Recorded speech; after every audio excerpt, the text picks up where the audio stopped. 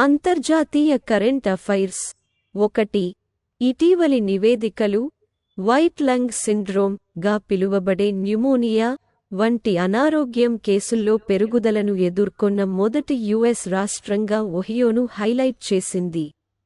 వ్యాప్తి ప్రధానంగా పిల్లలను ప్రభావితం చేస్తుంది. గణనీయమైన సంఖ్యలో ఆసుపత్రిలో చేరడానికి దారితీసింది. ఇది ఆరోగ్య అధికారులలో ఆందోళన కలిగిస్తుంది. ప్రపంచ ఆరోగ్య సంస్థ WHO చైనా పిల్లలలో పెరుగుతున్న శ్వాసకోశ ఇన్ఫెక్షన్లను పర్యవేక్షిస్తున్నందున భారతదేశం వంటి ఇతర దేశాలు కూడా అప్రమత్తంగా ఉండటంతో ప్రపంచ దృష్టిని ఈ పరిస్థితిపై ఆకర్షించింది. 2. రిలయన్స్ ఇండస్ట్రీస్తో సహా భారతీయ రిఫైనర్లు మధ్యవర్తుల ద్వారా వెనిజులా ముడి చమురు దిగుమతిని పునఃప్రారంభించారు. వెనిజులాపై యుఎస్ ఆంక్షలను తాత్కాలికంగా ఎత్తివేయడం, భారతీయ కంపెనీలు మరియు వెనిజులా ప్రభుత్వ యాజమాన్యంలోని చమురు సంస్థ PDVSA మధ్య ప్రత్యక్ష ఒప్పందాలకు మార్గాలను తెరిచిన నేపథ్యంలో ఈ చర్య వచ్చింది. 3. ప్రపంచ బ్యాంక్ ప్రెసిడెంట్ అజయ్ బంగా సెక్యూరిటైజేషన్ ద్వారా క్లైమేట్ ఫైనాన్సింగ్ను పెంచే లక్ష్యంతో ఒక వ్యూహాత్మక చొరవను వివరించారు. Private sector investment lab PSIL నేతృత్వంలోని ఈ వినూత్న విధానం వాతావరణ సంబంధిత ప్రాజెక్టుల కోసం లోతైన పెట్టుబడిదారుల నుండి గణనీయమైన పెట్టుబడులను ఆకర్షించడానికి ఆరిజినేట్ టు డిస్ట్రిబ్యూట్ మోడల్ను రూపొందించడంపై దృష్టి పెడుతుంది. 4. కెన్యా అధ్యక్షుడు విలియం సమోయి రూటో ఇటీవలే 3 రోజుల పాటు భారతదేశ పర్యటనకు బయలుదేరారు. 1948 నాటి రెండు దేశాల మధ్య చిరకాల స్నేహాన్ని నొక్కిచెప్పారు. ఈ పర్యటన దౌత్య సంబంధాలను పటిష్టం చేయడం మరియు వివిధ రంగాలలో సహకారం కోసం అవకాశాలను అన్వేషించడం లక్ష్యంగా పెట్టుకుంది.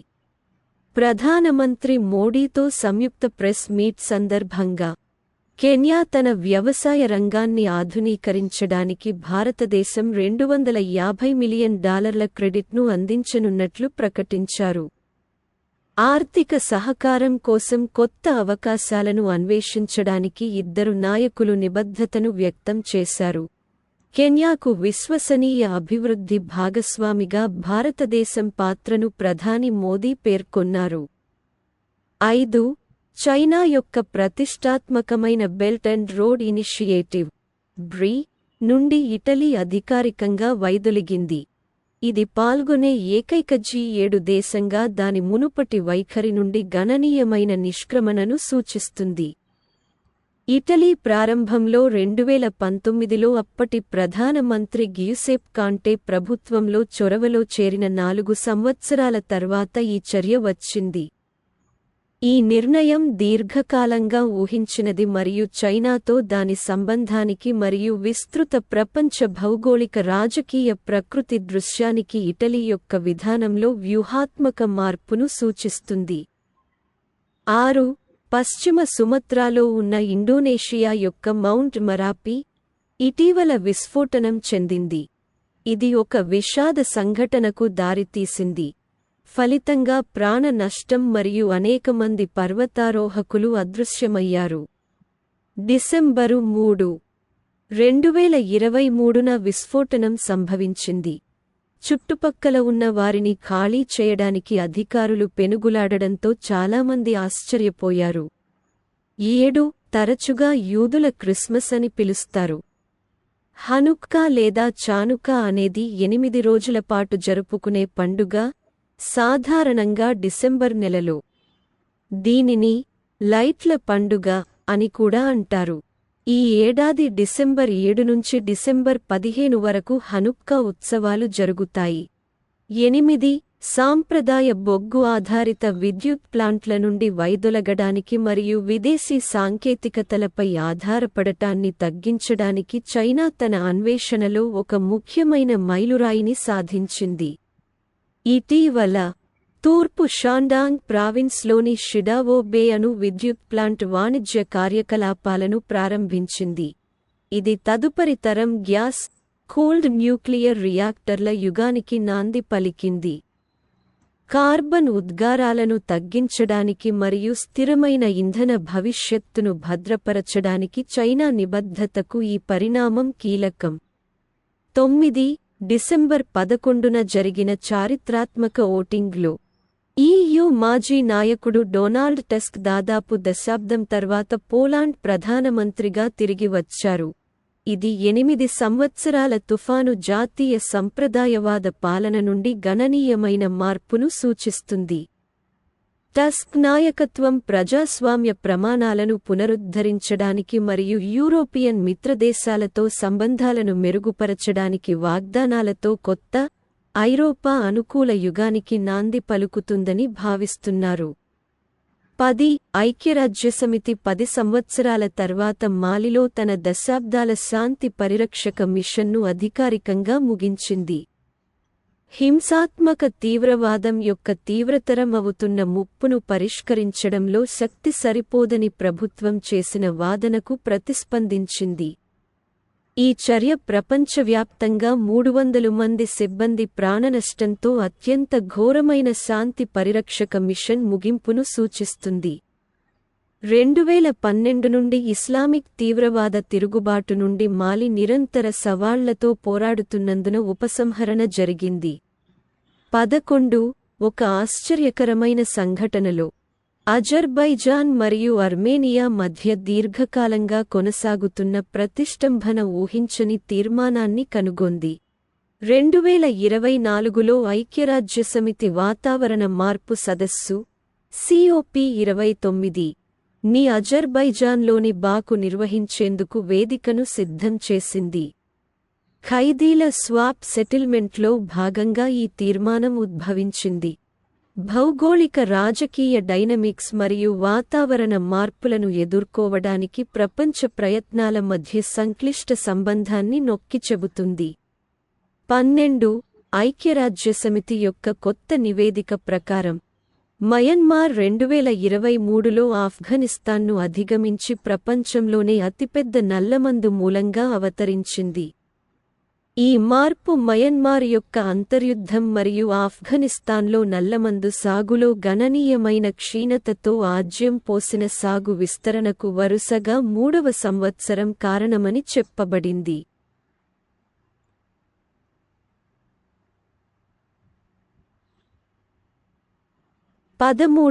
MISRSAT-2 ఉపగ్రహాన్ని విజయవంతంగా ప్రయోగించడంతో చైనా మరియు ఈజిప్ట్ తమ సహకార ప్రయత్నాలలో గణనీయమైన పురోగతిని సాధించాయి. 2 దేశాలు సంయుక్తంగా అభివృద్ధి చేయడం మరియు సమీకరించడం, ఇది వారి అభివృద్ధి చెందుతున్న అంతరిక్ష భాగస్వామ్యంలో కీలక ఘట్టాన్ని సూచిస్తుంది. చైనా మద్దతుతో ఈజిప్ట్లో అసెంబుల్ చేయబడిన ఈ ఉపగ్రహాన్ని వాయువ్య చైనాలోని జియుక్వాన్ శాటిలైట్ లాంచ్ సెంటర్ నుండి లాంగ్ మార్చ్ 2C క్యారియర్ రాకెట్ని ఉపయోగించి ప్రయోగించారు. 14 డిసెంబరు 10 ఆదివారం ఫ్రెంచ్ పట్టణంలోని సెర్గీలో తమిళులలో గౌరవనీయమైన సాంస్కృతిక చిహ్నం తిరువల్లువర్కు అంకితం చేయబడిన విగ్రహం ప్రారంభోత్సవంతో ఒక ముఖ్యమైన సాంస్కృతిక మైలురాయిని ఆవిష్కరించారు.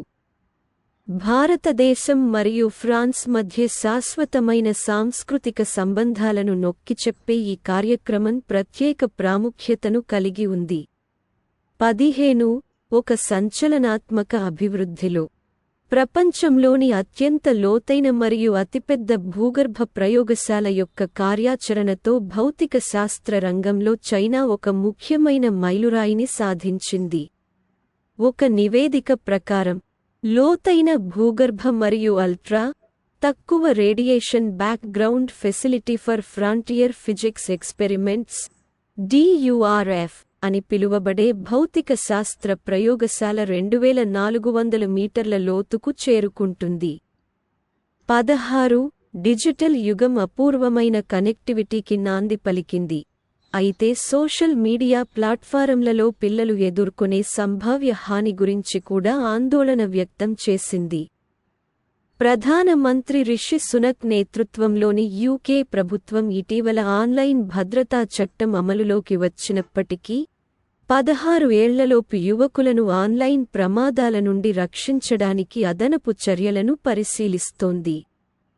17 దేశం యొక్క ఆర్థిక అభివృద్ధి మరియు స్థిరత్వంలో పన్ను పరిపాలన కీలక పాత్ర పోషిస్తుంది. ఈ డొమైన్లో సహకారం యొక్క ప్రాముఖ్యతను గుర్తిస్తూ UNDP మరియు organisation for economic cooperation and development OECD సంయుక్త చొరవతో కూడిన tax inspectors without borders TIWB December 14, 2023న సెయింట్ లూసియాలో ఒక ముఖ్యమైన కార్యక్రమాన్ని ప్రారంభించింది. 18 ఈజిప్ట్ అధ్యక్షుడు Abdel Fattah al Sisi December 10 నుండి 12 వరకు జరిగిన దేశంలోని తాజా ఎన్నికల్లో 89.6% ఓట్లను సాధించి మూడవసారి విజయం సాధించారు. ఆర్థిక కష్టాలు మరియు ప్రాంతీయ ఉద్రిక్తతలు ఉన్నప్పటికీ పరిమిత వ్యతిరేకత కారణంగా సిసి విజయం ఊహించబడింది. 19 ప్రపంచ బ్యాంకు యొక్క తాజా నివేదిక 2023లో $125 బిలియన్లకు చేరిన ప్రపంచ రెమిటెన్స్లలో భారతదేశం యొక్క ప్రముఖ స్థానాన్ని వెల్లడి చేసింది. తక్కువ మరియు మధ్య ఆదాయ దేశాలకు రెమిటెన్స్లు 3.8% పెరిగినప్పటికీ మధ్యప్రాచ్యం మరియు ఉత్తర ఆఫ్రికాలో క్షీణత కూడా సవాళ్లలో ఉంది. సమ్మిళిత కార్మిక మార్కెట్లు మరియు సామాజిక రక్షణ విధానాల యొక్క కీలక పాత్రను నివేదిక నొక్కి చెబుతుంది. 20 లింగ సమానత్వంలో ప్రపంచ ఛాంపియన్ అయిన ఫిన్లాండ్ ఆఫ్ఘనిస్తాన్లో మహిళల హక్కులను ప్రోత్సహించడంలో మరియు రక్షించడంలో వారి అచంచలమైన నిబద్ధతను గుర్తించి ఆఫ్ఘన్ మహిళా నైపుణ్యాల అభివృద్ధి కేంద్రానికి 2023 కోసం అంతర్జాతీయ లింగ సమానత్వ బహుమతిని ఇటీవల అందించింది. 21 వాయువ్య చైనాలో 13 సంవత్సరాలలో దేశంలో సంభవించిన అత్యంత ఘోరమైన భూకంపం కారణంగా కనీసం 118 మంది ప్రాణాలు కోల్పోయారు. సోమవారం అర్ధరాత్రి పర్వత ప్రాంతమైన గన్సు ప్రావిన్స్లో 6.2 తీవ్రతతో భూకంపం సంభవించింది. ఇది పొరుగున ఉన్న కింఘై ప్రావిన్స్ను కూడా ప్రభావితం చేసింది. అనంతర పరిణామాలు వందలాది మంది గాయపడ్డారు మరియు మంచుతో కూడిన పరిస్థితుల్లో రెస్క్యూ ఆపరేషన్లు జరుగుతున్నందున మరణాలు పెరిగే అవకాశం ఉంది. 22 భూటాన్ ఒక సుందరమైన హిమాలయ రాజ్యం. దాని ప్రతిష్టాత్మకమైన గెలెఫు స్మార్ట్ సిటీ ప్రాజెక్ట్ ప్రకటనతో పరివర్తనాత్మక ప్రయాణాన్ని ప్రారంభించబోతోంది. భూటాన్ రాజు జిగ్మే ఖేసర్ నామ్ గేల్ వాంగ్చుక్ అస్సాం సరిహద్దులో 1000 చదరపు కిలోమీటర్ల విస్తీర్ణంలో భారీ అంతర్జాతీయ నగరం కోసం ప్రణాళికలను వెల్లడించారు. 23 స్మార్ట్ఫోన్లు మరియు కాంపోనెంట్ల వంటి నిర్దిష్ట information and communications technology ICT ఉత్పత్తులపై దిగుమతి సుంకాలకు సంబంధించి కొనసాగుతున్న వివాదాన్ని పరిష్కరించేందుకు మధ్యవర్తిత్వానికి భారతదేశం నిరాకరించడంపై యూరోపియన్ యూనియన్ EU నిరాశను వ్యక్తం చేసింది. భారతదేశం తన వైఖరిని సమర్థిస్తుంది.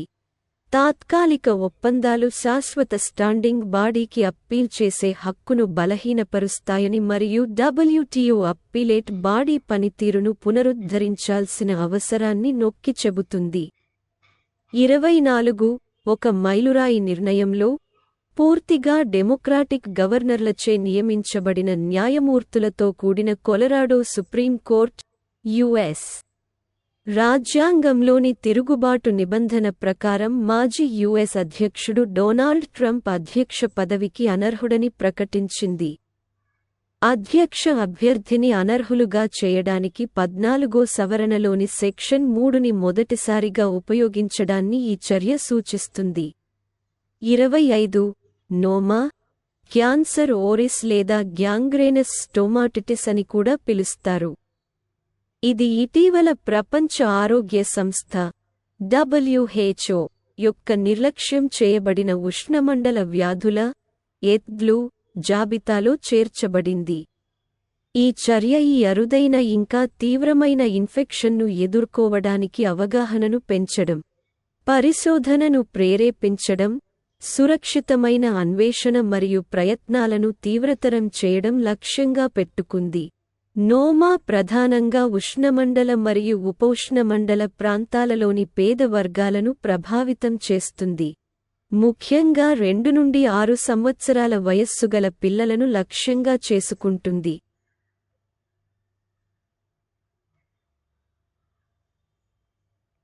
26 ముఖ్యమైన చమురు ఉత్పత్తి చేసే దేశమైన అంగోలా, జనవరి 1, 2024 నుండి పెట్రోలియం ఎగుమతి చేసే దేశాల సంస్థ ఓపెక్ నుండి నిష్క్రమించడానికి తన నిర్ణయాన్ని ప్రకటించింది. ఈ చర్య 2020లో ఈక్వెడార్ మరియు 2019లో ఖతార్ అడుగుజాడలను అనుసరిస్తుంది. ఇది ప్రభావవంతమైన చమురు ఎగుమతి సంస్థ నుండి తమను తాము దూరం చేసుకునే సాపేక్షంగా తక్కువ చమురు ఉత్పత్తిని కలిగి ఉన్న దేశాల ధోరణిని ప్రతిబింబిస్తుంది. 27 ఇస్లామాబాద్, పాకిస్తాన్. పాకిస్తాన్ సైన్యం స్వదేశీంగా అభివృద్ధి చేసిన guided multi launch rocket system Fatah 2 యొక్క విమాన పరీక్షను విజయవంతంగా నిర్వహించింది. దాని క్షిపణి సామర్థ్యాలలో గణనీయమైన పురోగతిని ప్రదర్శిస్తుంది. ఈ వ్యవస్థ 400 కిలోమీటర్ల పరిధి మరియు అధునాతన లక్షణాలను కలిగి ఉంది. ఇది దేశ రక్షణ కార్యక్రమానికి ప్రధాన మైలురాయిని సూచిస్తుంది. 28 దక్షిణ ఇజ్రాయెల్లో $2,500 కోట్ల చిప్ ప్లాంట్ను నిర్మించాలనే ఇంటెల్ కార్ప్ యొక్క ప్రతిష్టాత్మక ప్రణాళిక కోసం ఇజ్రాయెల్ ప్రభుత్వం గణనీయమైన $3.2 కోట్ల గ్రాంట్ను ఆమోదించింది. ఇది పాలస్తీనా మిలిటెంట్ గ్రూప్ హమాస్తో కొనసాగుతున్న సంఘర్షణల మధ్య గణనీయమైన మద్దతును ప్రదర్శిస్తూ ఇజ్రాయెల్లో కంపెనీ చేసిన అతిపెద్ద పెట్టుబడిని సూచిస్తుంది. 29 అర్జెంటీనా అధ్యక్షుడు Javier Milei BRICS, Brazil, Russia, India, China, దక్షిణాఫ్రికా ప్రధాన అభివృద్ధి చెందుతున్న ఆర్థిక వ్యవస్థల సమూహంలో చేరడానికి వచ్చిన ఆహ్వానాన్ని అధికారికంగా తిరస్కరించారు. కూటమికి దూరంగా ఉండాలన్న అర్జెంటీనా నిర్ణయాన్ని పటిష్టం చేస్తూ బ్రిక్స్ నేతలకు పంపిన లేఖల ద్వారా తిరస్కరణను తెలియజేశారు.